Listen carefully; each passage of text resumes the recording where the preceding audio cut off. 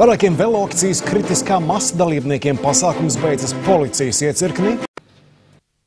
Šodien Rīgas ielās un skveros pulcējās ne tikai darba svētku svinētāji, arī galvaspilsētas velosipēdistiem bija kas sakāms. Akcija kritiskā masa Rīgā notiek jau 5. reizi, bet šoreiz vairākiem tās dalībniekiem pasākums beidzās policijas iecirknī. LMT ziņu turpinājumā uzzināsiet, kas notika un kāpēc iesaistījās policija.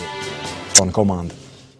Diemžēl netika pozitīvas emocijas, kā stafetes skrējēji šodien guva velosipēdisti. Viņi devās jau 5. akcijas kritiskā masa braucienā, taču vairākiem jauniešiem pasākums beidzās policijas iecirknī. Par notikušo stāsta Uldis Jaunzems.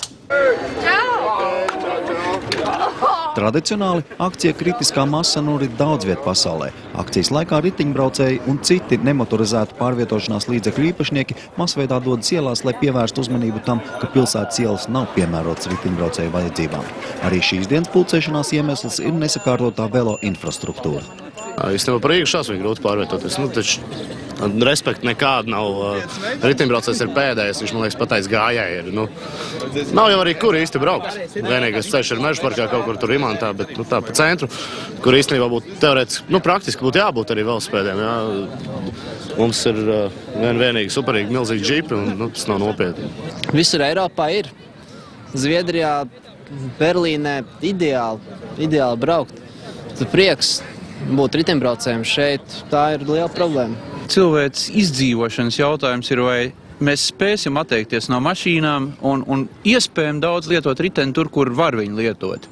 Nekādas vajadzības nav laist lielas, smirdīgas, domojošas mašīnas pilsētas centrā, lai aizbraukt 2 kvartālu attālumā.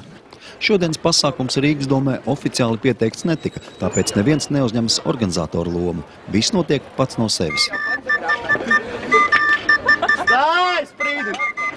Dalībnieki pievienojas, lai paustu attieksmi pret velosipēdu kā pārvietošanās līdzekli, kā arī lai vienkārši pavadītu laiku, izbaudot braucienu pa pilsētas ielām.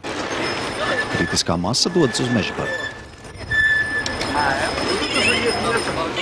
Diemžēl neorganizētais pasākums vairākiem jauniešiem beidzas ar nepatikšanām. Tiek pārkāpti ceļu satiksmes noteikumi.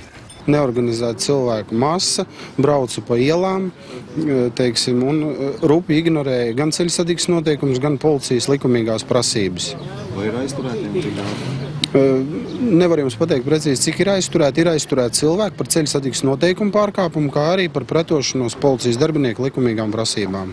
Kritiskā masa pasaulē pulcē pat vairākus 10 000 dalībnieku. Pērn Bukarestē piedalījās 50 000 dalībnieku. Rīgas kritiskajā masā pulcējās ap 200 ritiņbraucēju.